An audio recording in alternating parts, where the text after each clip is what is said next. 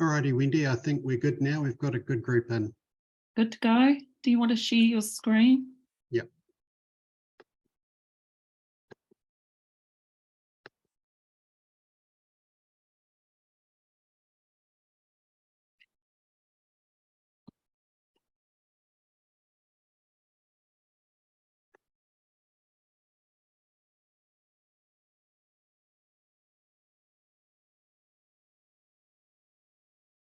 Kia ora koutou, I'm Wendy Cass. Oh, there we go. All right. Kia ora koutou, welcome to NZLA's inaugural digital event. It's absolutely wonderful to see so many of you joining in this afternoon. I'm a current NZLA exec member for just a little bit longer, and it's my absolute pleasure to introduce my wonderful work colleague, Associate Professor Nicola Daly from Te Kura Tui Tangata, the School of Education at the University of Waikato. So at Waikato, she's co-director of the Waikato Picture Book Research Unit and teaches both undergrad and grad papers in children's literature. You will have read the advertising blurb and seen that Nicola is passionate about children's literature, and the main focus of her research has been on multilingual picture books and their role in perpetuating and challenging attitudes towards language. Her work is well known both nationally and internationally. One of her most recent tasks has been the convener of the 2023 judging panel for the New Zealand Book Awards for Children and Young Adults. And I don't know if you've had a chance to look yet, but the finalists were released just this morning, so you can follow up on that. So Nicola, we're looking forward to benefiting from your passion and expertise this afternoon as you explore Matariki picture books and the interweaving of te reo Māori and English in these texts.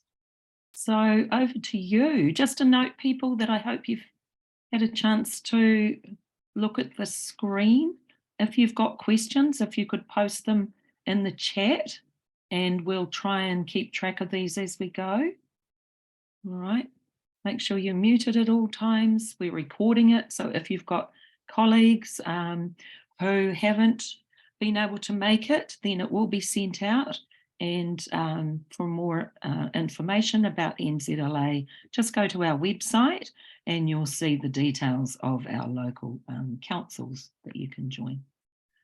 So Nicola, your turn. Thank you very much, Welcome. Wendy. It's lovely to be here. I'm just going to share my screen.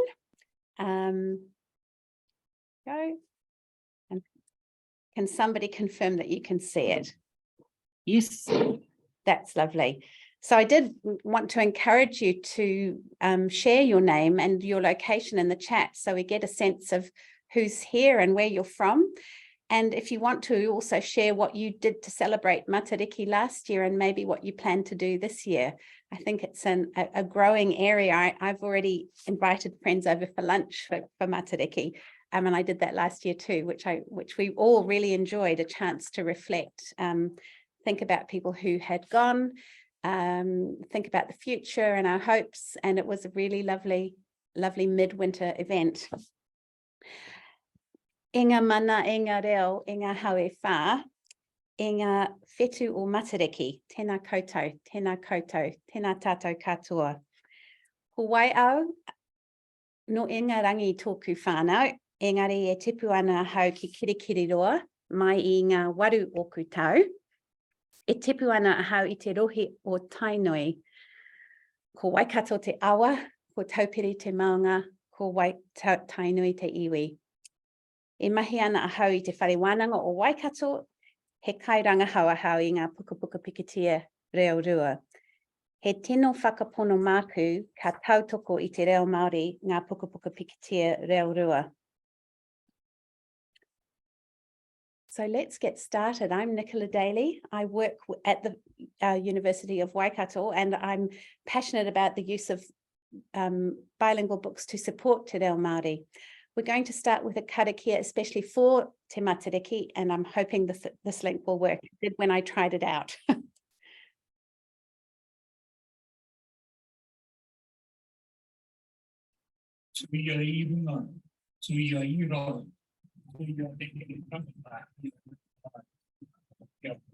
Maila, ya Matariki ya Maila. O Matatini mi pa kiwoto. O Matatini mi pa kiwoto. Kia ora ia peku. E kuria nui.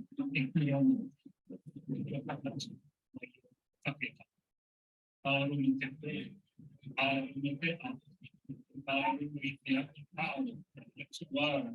Te waka e kene. A waka e ki te au tai kia tina. A waka e ki te au tai kia toko. A waka e ki te au tai kia uhu. Miti, wano, kau mai te mau. Aumi, mi, Ai, yeah.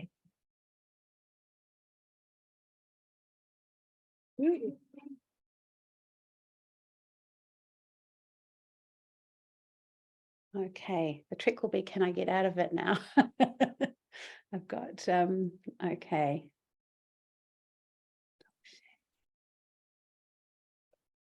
I'm going to go out of it and get back to my PowerPoint.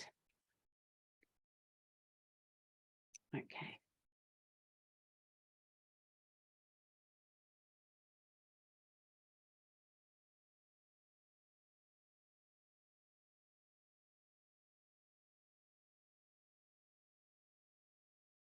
I want to, before I go further, to talk about picture books and the use of Te Reo Māori and English in them, and picture books about Matariki. I want to talk about Matariki and the Waikato, and to acknowledge that the way in which Matariki is spoken about and understood differs between different rohe in Aotearoa. Here is Te Paki o Matariki, the coat of arms for the Kingitanga movement, on the door of the main wharenui at Turanga Waiwai. The name of the wharenui is Mahingarangi, and this is on the door there. Te Paki o Matariki was also the name of the Kingitanga newspaper in the Waikato from 1892 to 1935. On the carving on the door, you can see on the left the figure of Aitua, which represents misfortune, and on the right Te Atuatanga, spirituality. And the stars above are Matariki. A Christian cross can also be seen, and this carving is the coat of arms for Tainui.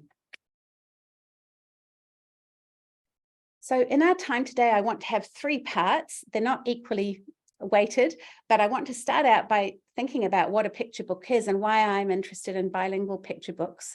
Then move to looking at 7 picture books about Matariki, and 7 is a deliberately chosen number, although the number of stars in Matariki varies between 7 and 9 in different rohe.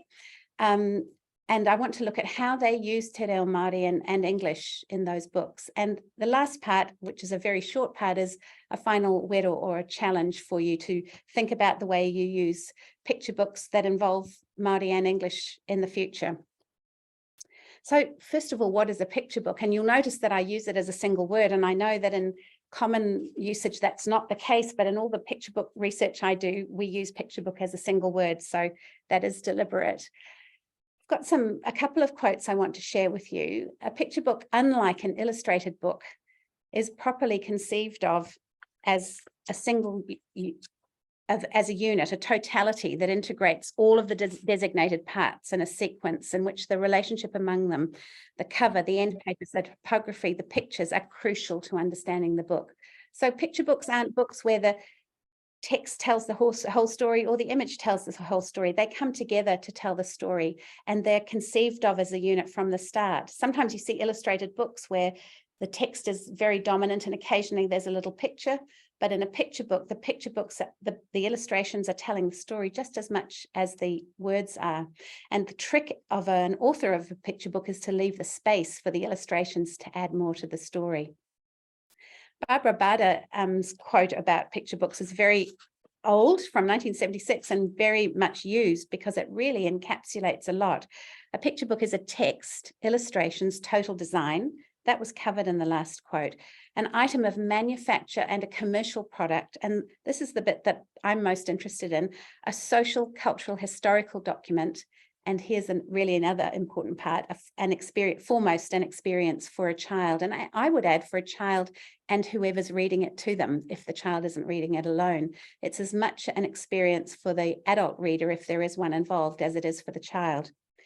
As an art form, it hinges on the interdependence of pictures and words, on the simultaneous display of two facing pages, and on the drama of turning the page. And those of you who've read Harry McCleary from Donaldson's Dairy many times know the drama of the page when you're coming to find out about Scarface Claw. This relationship between the text and the image in picture books is spoken about in lots of ways, and two ends of the spectrum are that either the pictures are complementary, that is, they mostly tell more or less exactly what the words are telling. They give you a lot more detail, but they follow what's being told quite faithfully. And counterpoint, where there is a different story going on in the picture. And some of you will know Harry McCleary from Donaldson's Dairy, and the images are really more or less what the story words are what's being said in the words. Whereas in Rosie's Walk, there's a whole different story going on. So this complementary text, when Scarface Claw is introduced and screeches, you have a picture of a cat screeching. It's pretty faithful to the text. Whereas in Rosie's Walk by Pat Hutchins, which is from the 1970s, you've got a hen walking across the barnyard, and all the text is about the hens walk across the barnyard. But in the meantime, there's a whole other story going on in the images where the fox is following and trying to eat the hen and is thwarted, as you can see in those two images I've shown there. So the relationship between image and text in picture books can vary a bit. It can be at the more faithful end of things. The text and the image are more similar, if you like. And at the other end, the text and the image are telling some different stories. There's often some humor involved. There's probably a bit of postmodernism involved there. My work with picture books started out with a study of Māori words in the English text of New Zealand picture books. I looked at 13 picture books published by Huia between 1995 and 2005. And we found in those books that there were 56 Māori words per 1,000 English words across those books. And in a follow-up study, we looked at a survey of all picture books published in New Zealand between 1995 and 2005. And in over 400 picture books, there were 13 Māori words per 1,000 English words. But in the books that, if you took out the books that had no loan words at all, there were 37 per 1,000 in the books featuring the Māori words in them. And this is a much higher rate of the use of Te Reo Māori than in any other studies that came through in newspapers, in school journals, in the Hansard records from Parliament. Even in the Hansard records of parliamentary debates about Māori issues particularly, the 56 per 1,000 is much higher than in previous studies. So I was really interested in that.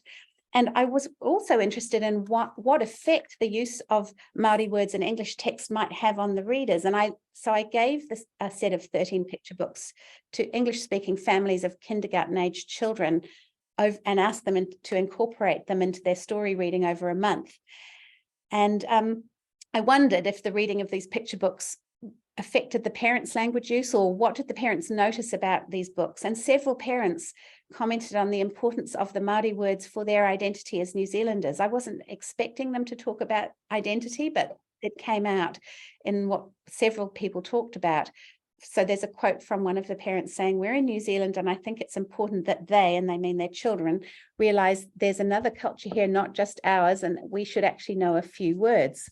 And several other people talked specifically about the importance of it to their identity as New Zealanders. This led me to end up, I met a picture book collection in England called the European Picture Book Collection, which was established in 1996. And it had a collection of 20 picture books for children across the European Union to learn about each other through picture books. It was revised in 2009 to have more of a focus on language learning, and more nations in the European Union were represented. And I just thought that was a fabulous idea, and it resulted in me working on the New Zealand Picture Book Collection with colleagues who are librarians, teachers and lecturers. We met for 6 weeks and talked about books. This was in about 2010. So we talked about books that we thought reflected New Zealand's identity and put them together in a picture book collection. And if you go to picturebook.co.nz, you'll see a whole range of curriculum linked activities link to the books that we selected, as well as the books we selected. When you first click on it, you'll see some advice about the fact that many of the books go out of print, because in New Zealand, our books do go out of print quite quickly because of our smaller population. When we analysed why the books, when we were talking about the books each week, we took notes about what people were talking about. And when we looked at them, the notes from those discussions, we saw 5 areas came up in relation to why people chose the books they did. People talked about the importance of family. They talked about the importance of the environment. They talked about tikanga Māori. They talked about diversity, and they talked about language. And language is the area that I ended up focusing on. And here I give you 2 examples from the collection. The Kuia and the Spider, published way back in 1982, way ahead of its time. It was published in English and Māori at the same time. And it's one of the few New Zealand picture books that's still in print so many years later. And here we've got examples of te reo Māori being used. The Kuia made mats to sit on and mats to sleep on. She made kits for kumara and kits for seafood. So an interesting use of the word kits rather than kete, which is probably what we might use now. That was in 1982, I think, or 1980. Yeah, I think 1982. And Haere Farewell Jack is 2003. And here we have a line showing you much more use of te reo Māori, including the use of tohu tō or macrons on the long vowels, which wasn't being used at the time of the 1982 publication. So here we have a line: it was nighttime when the first manuhiri came. They cried and talked and sang to Koro Jack. I saw whānau I hadn't seen for ages, even my sister who was hapu. We went out to the wharekai and ate heaps. So that gives you a little sense of the use of language across the books in the New Zealand picture book collection. As I delved into the use of languages in picture books, I'm just trying to move my people around so I can see what I'm showing you. I started to realize that there were lots of different ways that picture books use language, weave languages together. And I tend to talk about 3 different kinds. One we call translingual. It's also known as interlingual, where you've got one language that's kind of the dominant one with another language woven in. So the line from Haere Farewell Jack Farewell, I saw whānau I hadn't seen in ages, even my sister who was hapu. So that's the English, the dominant language, with Māori words woven in. Then there are bilingual books, or sometimes multilingual books, where stories are told fully in 2 or more languages. And here's another very advanced kind of a book, Kei Te Pēhea Koe by Tracy Duncan, How Do You Feel? And on each page, we have 2 lines of text, Māori first, Kei Te Wera Au, and then in English, I Feel Hot. And again, this is another book that quite unusually is still in print after a long time. I think it was first published in 2003 or around then. Then we have multi-version books, so books that are published in English and Māori at the same time. And here's an example from the winner of the New Zealand Book Awards for Children and Young Adults a couple of years ago, The Bomb by Sasha Cotter and Josh Morgan, and Te Pohu, by Sasha, by same illustrator and writer. So these are the same stories, one in English, one in Māori, and I consider them dual language because they are presented at the same time. You can use them side by side alongside each other. When I started talking about this area, one of the people I work with a lot, who you may know, Janet Holmes, is a sociolinguist based at Te Herenga Waka, Victoria University of Wellington. She suggested that, in fact, maybe what I was looking at was the linguistic landscape of picture books. And I invite you to think about linguistic landscapes in terms of education. When you look around your classroom or the room that you're in right now, what languages are on the walls? What languages surround you? What languages can you hear? That's your linguistic landscape.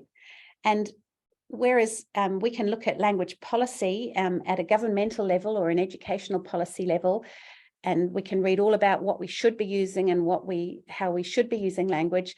Actually, if you look at a linguistic landscape, you see what is actually happening.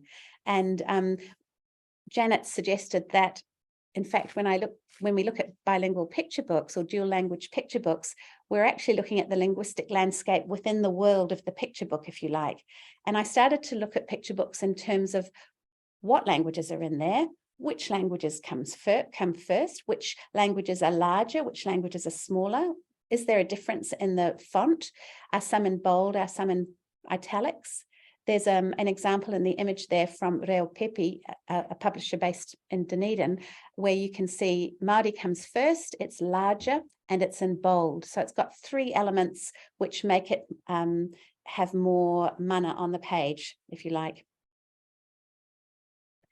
Here's an example of a very early bilingual book in New Zealand, Crayfishing with Grandmother, published way back in 1973. It tells of a grandmother diving for crayfish with her grandchild. The characters are Māori and the community being portrayed as Māori. In the book, the Māori text is always given after the English on each page. There's no Māori title on the cover or the title page. There's a glossary of Māori words in the English text, and there's macrons on the Māori words in the Māori text, but not the Māori words that are woven into the English text. So there are some differences from 1973 to now in terms of how we represent Māori on the page. This book was published at a time when there was a lot of activism to revitalise Te Reo Māori. And as far as I know, the 2 creators are Pākehā. My sense that this book is a picture book made in solidarity to support Te Reo Māori and its revitalisation, using the linguistic landscape of the book to give space and status to Te Reo Māori in a way that hadn't been done previously. It's definitely aimed at English speakers. The glossary tells us that, because the glossary only goes one way. It tells us what Māori means in English, not the other way around. But it's making a clear statement about the value and potential of Te Reo Māori in New Zealand society at a time when it hadn't been given official status yet, back in 73. Compare that to 47 years later, in 2020, we have Whakarongo ki o Tupuna, Listen to Your Ancestors, written by a fluent speaker of Te Reo Māori with Māori heritage, written as a poem after the author visited a much-loved teacher in hospital, and it pays respect to ancestors with strong value in Te Ao Māori. Here we have Māori first and larger on the cover, and first throughout the puka puka, ending in the end papers given more information about different gods mentioned in the text. A change has occurred in expectations regarding macrons on the long vowels woven into the English text. They now have macrons too. So while in some contexts a word borrowed into a language loses its orthographic practices, now in New Zealand we keep the macron on words woven into English as a mark of respect for this language, a language that belongs to Aotearoa. It's an official language. So moving right along, these picture books reflect the changing status of the 3 official languages in Aotearoa, the changing relative status of languages in Aotearoa, and the changing expectation of who the audience is. Why does this matter? It matters because picture books play a huge role in language acquisition. So as children are acquiring language, they're acquiring conventions around orthography at the same time. They need to see the tohuto on the Māori words to know that that's the correct way of writing a word. Children are also developing working theories about language when they look at dual language books. They're starting to notice things like which language gets more space, which language gets less space, which language is given more importance in each book. They also can be used with pre-service teachers, and my colleague and I have done research in this area to show that when you introduce pre-service teachers to dual language books, they start to develop a critical language awareness too. Which languages are in the books? Why are they there? Who are the intended audiences? Which languages are shown to be more important than the other? And Jackie Brower and I have done work showing how these dual language books can be used to support parents in supporting revitalisation of Te Reo Māori in their homes. So moving on to the 7 picture books for today, I want to look quite closely at how Te Reo Māori is incorporated into these books, because each of the 7 ones does it in a different way. And I'm presenting them chronologically from the one published the longest ago to the one most recently published, to show you some changes in the way Māori is presented. And I think this is interesting to consider in terms of the content of the books being about Matariki, a very Māori concept and a concept that represents huge, vast amounts of Mātauranga Māori. When I look at the books that are being published about Matariki, and there are more coming out all the time, I notice that they seem to be in three areas. They seem to either be anthropomorphic, that means that they use, for example, Little Kiwi's Matariki, they use birds who kind of talk as if they're human. Then there are quite a few that are contemporary, about contemporary families. And then there are some that are about traditional stories, pūrākau. So starting with the book published the longest ago, and of course, this was a very, very much ahead of its time, this particular book. It's Melanie Drury and Bruce Potter's Matariki, published by Penguin. And here we have a story about two children going to bed, being told by their nanny that in the morning they were going to get up really early, and they're taken down to the beach as a whānau. They light a fire and they welcome Matariki, and they share some kai together. And here I've listed the Māori words that are woven into the English text, and you'll notice that, for example, there's no tohuto or macron on kumara, or I, or Māori, or moko mā, or tāne. So this is at a time in 2003 when we weren't yet, well, this particular publishing house anyway, wasn't yet using macron on words that were used, woven into the English. There's a whole phrase of Māori at the end of the book, Te rohia atu nei, ka whetū rangatia Matariki, te whetū o te tau. So there's a whole phrase there, again, without tohuto. Moving on to 2008, we have the 7 stars of Matariki. Here we have lots of names: Mitai, Makitu, Tohunga, Te Rāwhara, the god of the wind, Tāwhiri Mātea, Uenuku, the rainbow, Pukemaere, Wahine. And then there's a whole lot of other words that there is a glossary for at the end. So this falls into the pūrākau category of Matariki books that I've seen so far. An adventurous young man, Mitai, lives with his 7 handsome brothers in the village of Makitu. He watches his brothers become bewitched by 7 beautiful women, and they realize that the women are patupaia or fairy, well, sometimes translated as fairy women. That's not a great translation, I understand. And anyway, the women are cast into the heavens and become the 7 stars of Matariki. And once a year at winter solstice, their beauty shines through. Here, it's interesting to note that the only words that are in the glossary are these words, and that tohuto, only 5 years later, but by a different publisher, Huia, are being used on the words woven into English. And if you get to see this recording afterwards, I've put YouTube links so you can hear the books, each of the books being read on YouTube. Moving on to 2016, we have the Little Kiwi's Matariki. This was an award winner in 2016. We have lots of words: awe, weka, kau, no little kiwi, no. That's just my puku tiare, my empty tummy. Kia tere weka, hurry. So this is a story of the little kiwi who realizes something is coming, and he rushes through the forest and brings his friends with him to go to the beach and see the rising of Matariki. There's katipo, there's weka, there's ruru, and they all join in. And the way that Nikki Slade Robinson brings in Te Reo Māori into the English text here is she brings it in and then adds a phrase to let the English speaker, who may not know the Māori words, what it means. So kau, no, little kiwi, no. That's my puku tiare rea, my empty tummy. Kia tu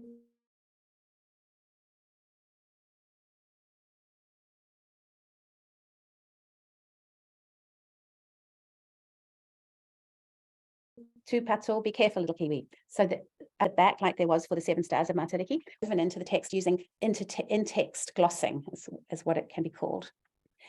Moving along to 2 years later, the Stolen Stars of Matariki by Miriam Kamo and Zach Waipara. The link at the bottom there shows Miriam Kamo reading this book with the NZSO accompanying her. It's the most fabulous link, so I encourage you to have a look at it. Miriam, as many of you will know, is a journalist, and she wrote this story based on family experiences of going to the South Island to a particular beach, Te Mata Hapuku, Birdling's Flat, which some of you may know. Some of you may be living very close or near there. And while the children are with their grandparents, they are told the story of Matariki. In this book, again, we see that macrons are being used on all the words that are used in the English text. But what is interesting is, in order to give context to some, or give meaning to some of the words, footnotes are used. So just a little note at the bottom of the page. So the reader doesn't have to turn to the glossary to find something out. They look at the bottom of the page. For oma, there's a footnote saying run. When there's a phrase, ka pai tō korua mahi, there's a footnote saying good for you, good work you two, sorry. And as I mentioned before, the tohuto, the macrons are in place throughout the English text here. In the same year, we have Matariki by Sharon Holt and Deborah Hind. Very happy to be featuring a book by two people from the Waikato. This is a bilingual text in a very different way. It involves, the bulk of the story is told in Māori in the middle. There's an English guide in the front pages to what the Māori text means. But the body of the text is in Te Reo Māori only. The video that you can find online also introduces a third language, New Zealand Sign Language. And macrons or tohuto are in place throughout this book. This is a story featuring a family coming together for Matariki and based around the repeated use of language. It's a very fabulous language learning tool, he pai kia hau te noho a whānau, and we keep going through the text with a he pai kia hau, what do you like doing? I like doing this. There is a CD with a song. All of the text in the center is presented as a song on the CD, but also on the website you're able to find the digital recording of the song. But here, this is again a different way of Māori being incorporated. Māori is the whole text, it's the dominant text. English is just on the edges and guiding the reader or the singer or the listener in.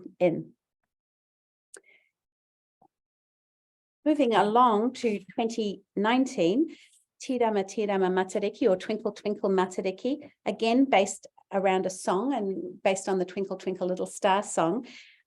You'll see if you go to the YouTube clip there. This is another bilingual text with English and Māori being given in the same size and font all throughout the book. English is usually to the left and Māori to the right, English on top with Māori underneath, which, because of the way we read English and our orthographic practices, English being to the left and on top means it will usually be read first. Interestingly, on the labels for the illustrations throughout this book, Māori is given first and Māori only is given for numbers and colours. There's no English for Māori for numbers and colours. So there's a mix of approaches here and different weight given to different languages in different ways throughout the book. Tohuto or macrons are in place all the way through. This is a story about some friends going off to explore the stars, and they explore the 9 stars of Matariki. There are some fabulous activities at the back of the book for based around the book. And moving on to the last book that I've got in my 7 today, How My Koro Became a Star by Brianne Tepa and Story Hemi Morehouse. This brings Te Reo Māori, weaving it into English in a way that none of the others have. There are lots of Māori kupu. There's lots of what we call translanguaging, or moving between the different linguistic repertoires that people have. There are macrons throughout. There's no glossing and no glossary. The story, the context of the story and the illustrations are there to support meaning making. And this is a book that was announced as one of the finalists in today's book awards. So we've gone through why picture books, why they're interesting. We've looked at 7 picture books and the different ways that they present Te Reo Māori and in relationship to English and vice versa.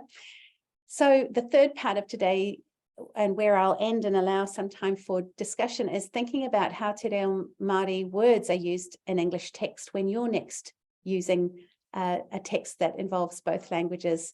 How are the 2 languages positioned?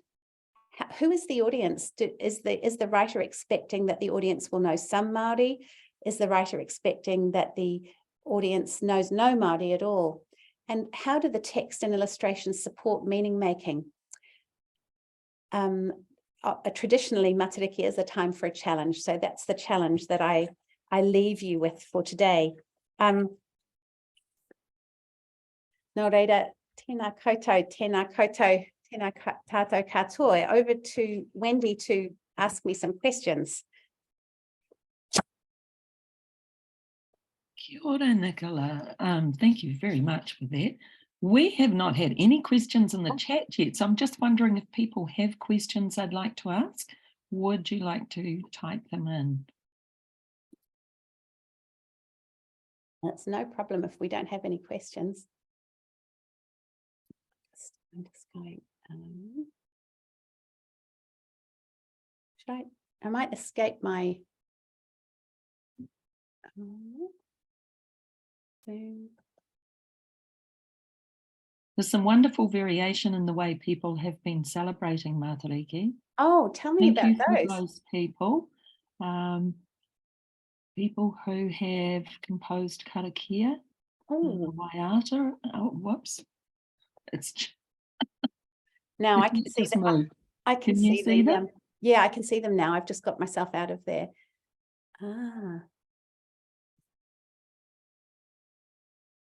Well, Belinda has a question coming. She's just typing it. Typing it, good. Judy's got another meeting. Learned about the Matariki stars, and we did a lot of waiata. Yeah, audio books by Sharon and Kani, fantastic. When I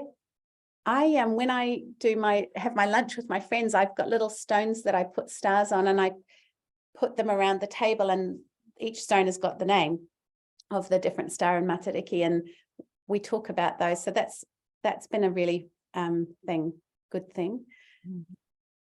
So we've got a question there now. Are the Yeah. trends happening in Te Reo Māori in picture books similar to other languages, e.g. Spanish? That's a really good question, Belinda. Because I actually did do some research on the integration of Spanish in books in the US. And I think what I have seen anyway, and I have to acknowledge that I haven't seen everything, but from what I could see, there tended to be more bilingual books in Spanish and English.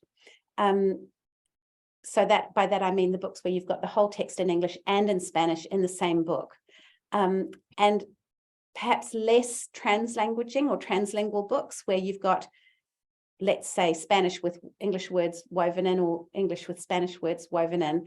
Although I'm starting to wonder if I'm seeing more of those now. I've just finished some research with people in the US, and some of the books they were bringing through seem to, the idea of keeping languages separate seems to be waning. I think in the past, we've always thought, oh, you must keep languages separate, but keeping languages separate is not natural at all. Languages, if people know more than one language, they use all of their linguistic resources to make meaning. And so it's really very natural to see languages being woven together. And you only have to think of how many Māori words we use in New Zealand English to know how much that is the case. But I've recently just finished a study with colleagues in Wales too, and it would seem from that comparison, we were looking at, I talked about the 3 kinds of dual language books, the translingual, the bilingual, and the dual version. We were looking at whether there were similar proportions of those kinds of books in Welsh and English in Wales compared to in Māori and English in New Zealand. And it seemed that in New Zealand, we have a lot more translingual books than in Wales too. So the idea of blending Māori and English seems to be much more accepted in New Zealand, is what I would say, in the books. But I think not just in the books, I think in other medium too. We hear it in the news, we see it in the print media. Yeah, so thanks for that question, Belinda. And we've got a question from Jenny, which is an interesting one. Thank you for this so much. I was wondering if you have any advice about how to identify which traditions or iwi perhaps different stories come from. I'd really like to be able to acknowledge whose perspective is in the stories. That's so important, Jenny. I think it takes a little bit of research. Ideally, the blurb about the author at the back is going to give you some clues, because often it will tell you if the author has some tribal affiliations. And that would be your first point of call. Going into the website of the publisher should tell you there. But if neither of those do, you might need to email the publisher. And I know all of that is not realistic in the everyday of a classroom, but it's the kind of thing that I'd ask my librarian to do. If you're lucky enough to have a librarian at your school, I'd ask them to identify Matariki books for Matariki and identify where the stories come from, because you're right. And I tried to acknowledge that at the start. There are different traditions and it's important to know where they're from.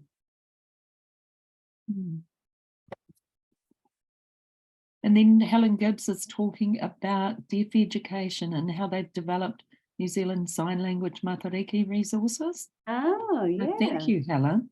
Wow. It's good to know. That's good. So people just, if they put books on Turi TV website, I know Turi TV. Yes. I don't know if any of you know about Turi TV, but Google it, Turi TV, and it's a great resource for well, for deaf education, but I would suggest it might also be useful outside of deaf education as well. Tēnā koe, Dottie. And Belinda suggesting it's time you updated the New Zealand picture book collection. Oh, I'd love to. I'd love to. Oh, that's good, Belinda. I haven't quite got there yet. Oh, thanks. Helen's put the link in, people, to the chat for Turi TV. Okay, Rachel, great question. Do you observe an increase of picture books that interweave Te Reo Māori that are not necessarily culturally related stories? I haven't got any data to be able to answer that, Rachel. It's a really good question. Remember when earlier in the presentation, I said when we took out books that had no Māori words in them, the books that were left, which did have some Māori words woven into English, had really quite a high percentage of Māori words being used. And I think it is, I think a cultural context is usually the trigger for using more words, Māori words woven in. I think that that's the case. That would be a really good, if you did a master's or a PhD, that would be a really good topic. I just come to the University of Waikato. Great supervisors. Yeah, that's right. For struggling younger readers, which of the Te Reo texts that you discussed might be easier to read? I'm wondering about this one, Janet, the Twinkle Twinkle Matariki. I think it might be because there are lots of images and the text type is quite a nice size. I think this one's worth trying. Twinkle Twinkle Matariki by Rebecca Larson. Yes, that's the. I haven't seen a board book yet about Matariki, but there should be one, whoever's an author out there. Because, I mean, I know but board books are too simple, but sometimes they're not. The Reo Pepe books aren't too simple for a struggling reader. But they, as far as I know, there may be one out there. Has anyone seen a board book on Matariki? Dottie, I've noticed we've had to adapt some text to fit our dialect. Yeah, and I would, that's great that you do that. Yeah. By Gavin Bishop. Has one come out, Belinda? Have we got one by Gavin already? I haven't seen it.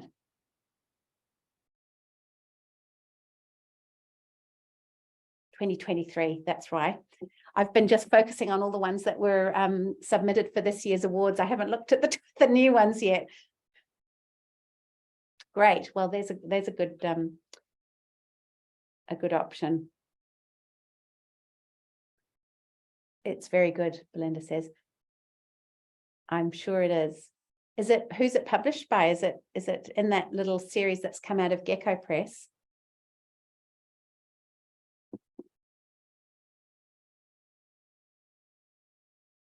She's probably looking. Oh, Penguin. Okay, Penguin. Okay, yep. Fabulous.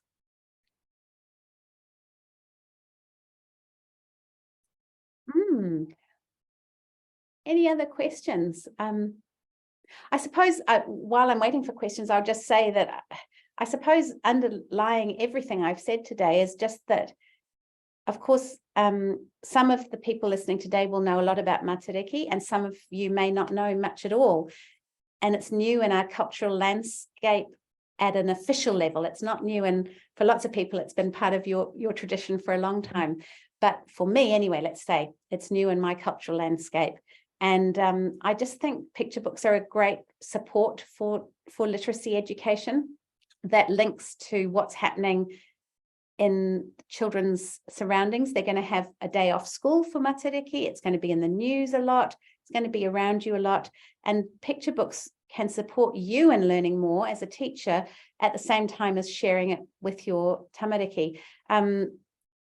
If you already know a lot about Matariki, then the books provide you an opportunity to share all the stuff you know about Matariki. They become a kind of I always often think of picture books as being they're an invitation and a possibility. You know, they provide lots of ideas for you to follow through on. Any advice on how to identify a book you'd say is rubbish, or would you say no book is rubbish? Well, I like to rely a bit on publishers to have checked things out, Jenny. I like to think that if it's got through a publishing house, it will have been checked, but it's quite possible that thinking about different publishers, there will be some publishers who have more knowledge in this area than others. So it's worth, I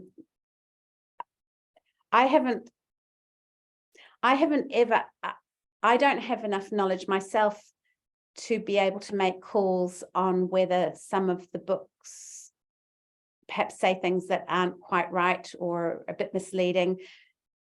There's another good piece of research to do, is to take all the books that are published and to go to people who have the knowledge, who have the mātauranga, and say, okay, which of these is the most authentic, if you like. But generally speaking, Jenny, I would check with a Māori colleague if they had knowledge in the area, and I hope that, especially with the bigger publishing houses, there would have been some checking going on before they were published. It's interesting, authenticity, isn't it? How you judge that. I don't know if any of you out there would like to comment on that. You probably have any of you out there come across books that are a bit rubbish? Or probably we shouldn't go there. Just I tend to think that I think we all rely to some extent on the judgments that publishers make. Mm-hmm. Text font for me is a big tell. Belinda, in what way?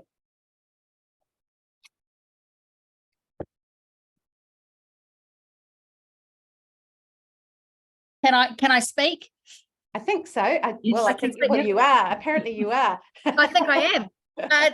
For me, I think you can definitely tell when a book has been well looked over, when the way that the font is arranged, what kind of font it is, how much is on a page. Like that's the thing that a publisher will really make as that's the joy of a publisher, right? And so you can tell when something's been self-published, for example, because it just doesn't have that same clarity and yeah, just it makes less sense. So that for me is a big one, because illustrations can look really lovely, but the way a text font is important. So picture book design is a big thing. And one of my colleagues here at Waikato, Nick Vandershants, and I have done quite a bit of research about the typography used for dual language books and how that's done, especially when you're trying to fit two texts on a page. How it's designed is really important.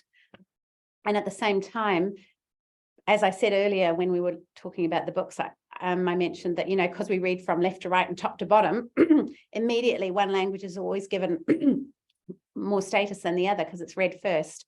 So it's an interesting thing.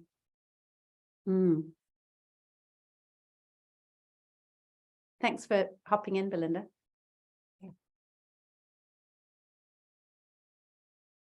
I can't not talk about picture books. Where are you?